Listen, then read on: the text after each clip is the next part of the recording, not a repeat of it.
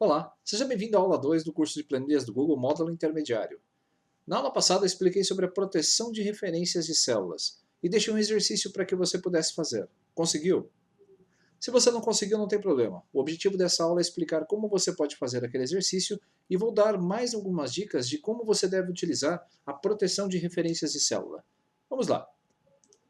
Abrindo aqui a minha planilha anterior, eu vou manter os mesmos valores que colocamos anteriormente. A taxa de juros fixa de 0,63% e o depósito mensal de R$ 100.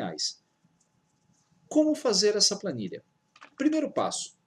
Logo no primeiro mês, quanto você vai depositar? Sinal de igual, vou clicar sobre a célula que tem o depósito mensal. Preciso travar essa célula? Ainda não, porque eu só vou utilizar essa célula uma vez. A partir da segunda linha, nós vamos usar outra fórmula. Juros. O juros vai ser o valor do mês corrente multiplicado pela taxa de juros que eu defini lá em cima. E observe, como eu cliquei na célula lá na parte de cima e eu vou utilizá-la como base para os meus cálculos, nesse caso é interessante que ela não mude para B7 caso eu copie essa fórmula para baixo. Então eu vou travar a referência da célula B6, só ela, tanto na coluna quanto na linha. Pressionando o Enter, o resultado será 0,63. Eu receberei 63 centavos de juros se eu colocar R$ 100 no primeiro mês na poupança. O saldo vai ser igual ao valor do mês mais os juros. Uma continha de somatória simples. Pressionando o Enter, no final do primeiro mês, nós teremos R$ 100,63 na poupança. Você ficou em dúvida com relação às fórmulas? Vou repassar rapidamente. O valor do primeiro mês vai ser igual à célula B7, que é onde nós temos aqui o valor. Os juros vai ser a célula B10, que é o valor do mês, cuidado que não é lá em cima, é esse aqui do primeiro mês, multiplicado pelos juros cuja célula está protegida. E o saldo vai ser a multiplicação, né, a somatória de um pelo outro. Vamos esquecer então o primeiro mês. No segundo mês, você vai depositar também R$ 100. Então, a partir do segundo mês, eu vou colocar o sinal de igual, vou clicar sobre a célula do depósito mensal, porque eu vou considerar esses depósitos fixos todos os 60 meses. Vou considerar então essa célula, só que como eu cliquei na célula B7, eu preciso travar as referências dessa célula para que ela não mude. Então, eu vou apertar a tecla F4 para travá-la definitivamente. Só que no segundo mês, vocês concordam comigo que eu já tenho o saldo do mês anterior? Então eu vou pegar esse resultado e vou somar o saldo anterior e vou pressionar a tecla Enter. Preciso proteger o saldo anterior? Não, porque toda vez que eu copiar essas duas fórmulas para baixo, ele vai sempre olhar para a fórmula do saldo anterior. Não preciso travar. Pressionando Enter, no segundo mês, então, eu terei depositado no banco R$ 200,63. Os juros já está correto. Se eu copiar essa célula de cima e colar embaixo, você vai ver que vai dar certo a operação. Se eu editar a fórmula, você vai ver que ele vai pegar o saldo do mês, que é de R$ 200,63, e vai multiplicar pela célula B6, que é fixa, através da proteção de referência. E o saldo, como é uma somatória simples, também basta copiar e colar na célula de baixo. Resumidamente, no final do segundo mês, você terá R$ 201,89 depositados. O meu exercício está praticamente pronto, eu não preciso mais me preocupar com essas células. Se selecionarmos agora essas três fórmulas e copiarmos apenas uma linha para baixo, você vai ver que o resultado das fórmulas já vão estar corretos. Olha só, no terceiro mês eu vou pegar o saldo anterior, que era de R$ 201,89, e vou somar 100, que é aquele meu depósito religioso mensal. Os juros vai ser calculado em cima do saldo atual e o total, o saldo, vai ser a somatória dos dois. Está pronto. Se selecionarmos essas três fórmulas e eu arrastar até a linha onde nós temos aqui a parcela 60, você vai ver que os cálculos estão prontinhos. Eu vou até ajustar a largura dessas colunas aqui, clicando duas vezes sobre elas. Eu posso até aumentar um pouquinho mais. Você vai ver que se você depositar numa poupança a uma taxa de juros constante de 0,63%, você teria no final desses 60 meses o equivalente a R$ 7.309. Legal, mas e se eu conseguisse, Alessandro, fazer um depósito mensal maior? Então basta você vir até aqui, olha que bacana. Digamos que eu conseguiria depositar R$380 todo mês. Se eu colocar aqui R$380 e pressionar o Enter, você vai ver que toda a sua planilha vai ser corrigida automaticamente. Eu não preciso me preocupar com a fórmula. Se nós descermos então agora lá para o final, se você conseguir depositar R$380 todo mês, no final de 60 meses, você vai ter um montante de R$27.777,20 aplicado. Então é interessante que você pode fazer esses exercícios para simular financiamentos em que você vai depositar, cuidado, a uma taxa constante. Se você quer fazer essa poupança de forma como uma estimativa, como nós acabamos de fazer agora, você poderia usar apenas um truque aqui, veja só. Eu poderia então copiar todos esses dados para o lado, e vamos imaginar que ao invés de ter uma taxa fixa, eu quero uma taxa que é variável. Eu quero todo mês entrar no banco e ver qual é a taxa da poupança para poder fazer as minhas contas. Eu estou errando aqui direto o clique, então vamos lá. Agora eu vou. Certinho. Agora sim. Como eu vou fazer? Aqui você viu que o valor do mês ele não veio, porque eu não tinha protegido a referência. Note, então, que para evitar esse erro eu poderia ter corrigido isso. Eu vou colocar o sinal de igual, vou clicar aqui, prontinho. E agora já vai dar certo.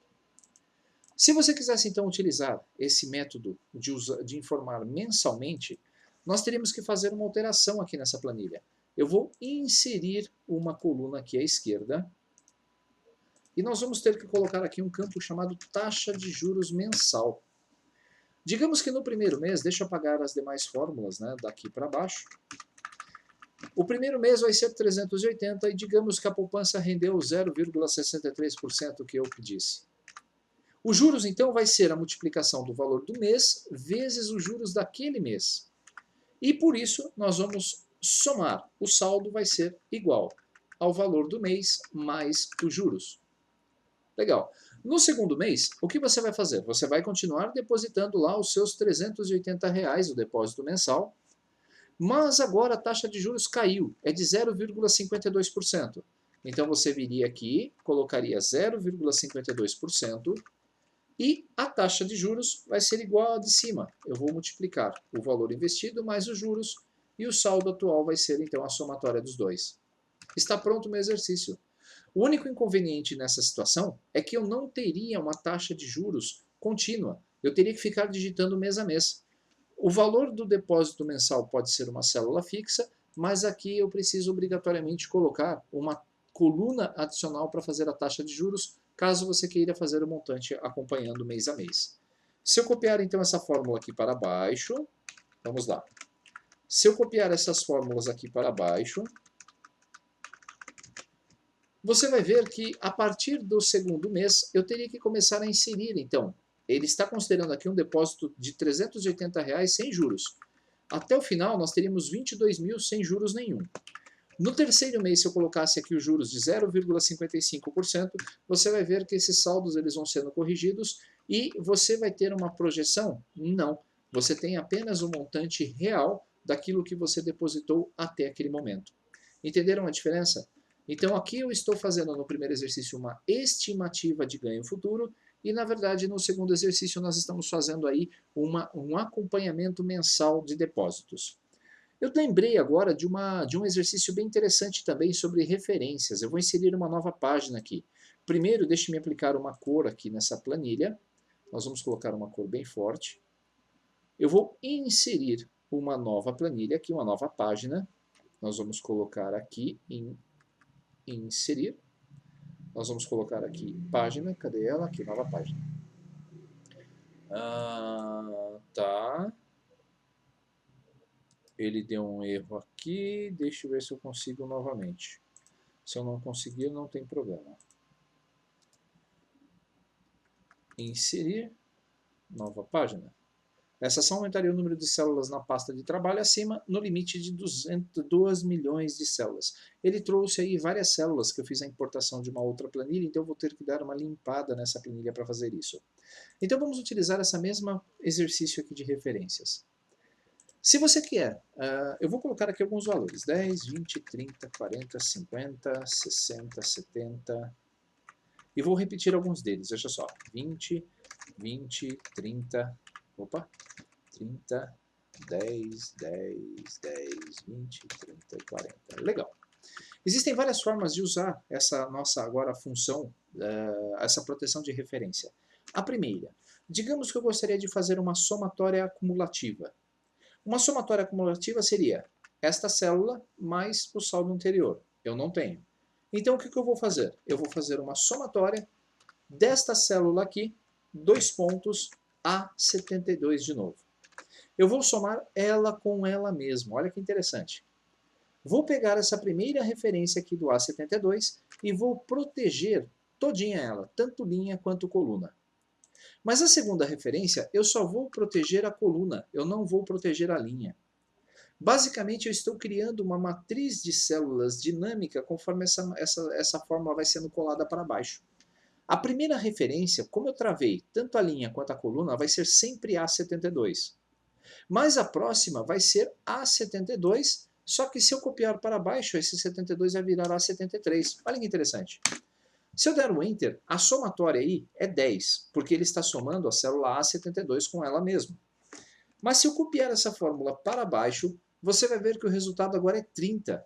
Ou seja, eu estou fazendo a somatória acumulativa deste valor com esse. Se nós analisarmos essa fórmula pressionando a tecla F2, você vai ver que agora a sua matriz vai de A72 até A73. Ela está se tornando uma matriz dinâmica.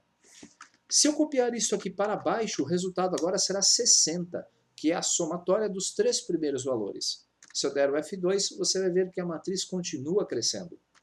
E se eu copiar essa fórmula lá para baixo, até o final, você vai ver que o resultado total é de 250, justamente porque esse totalizador está somando todos os valores anteriores. Se eu pressionar a tecla F2, você vai ver a minha matriz completa aí selecionada.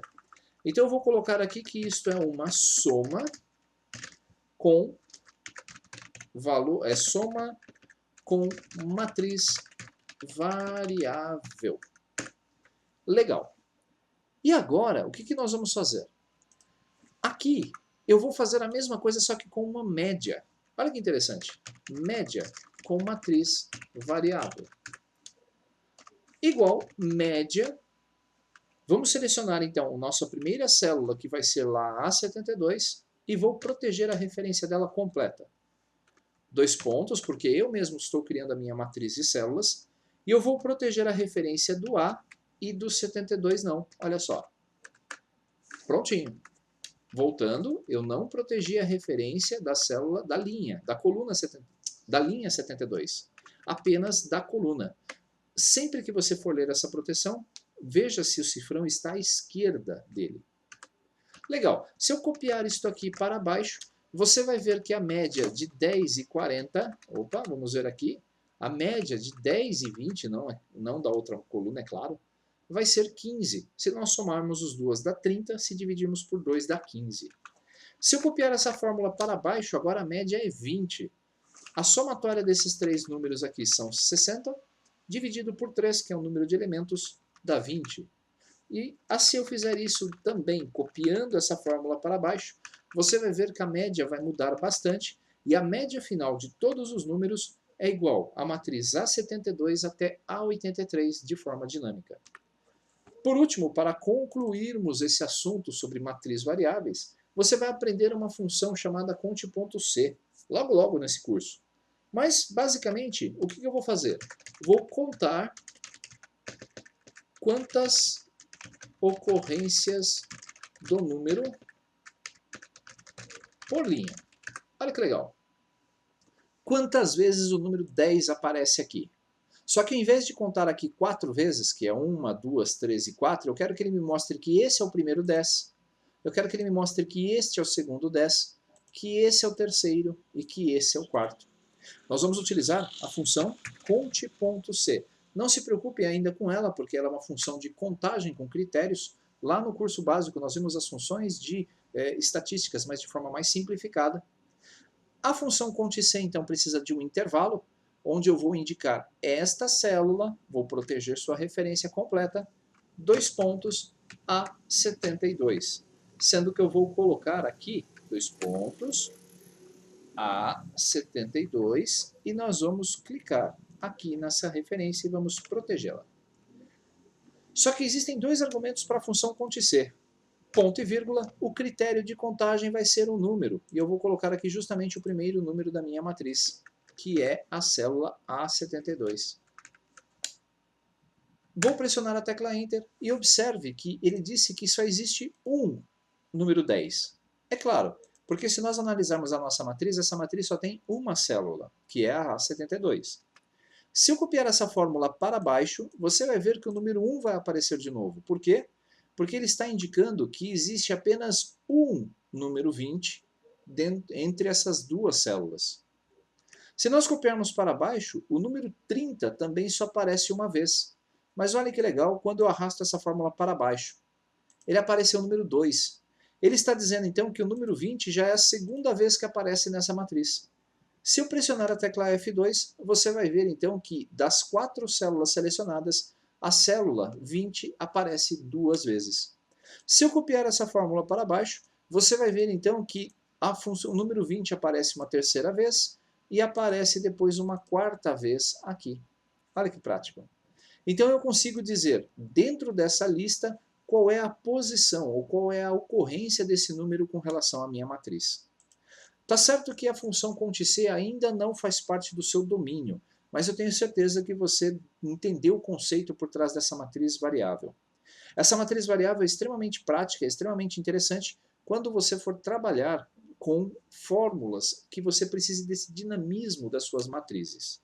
Espero que tenha gostado. Essa é a aula onde já vamos concluir as referências, as fórmulas de referência. E na próxima aula vamos falar sobre um recurso legal das planilhas chamado de colar especial. Nos vemos então na nossa próxima aula. Até lá!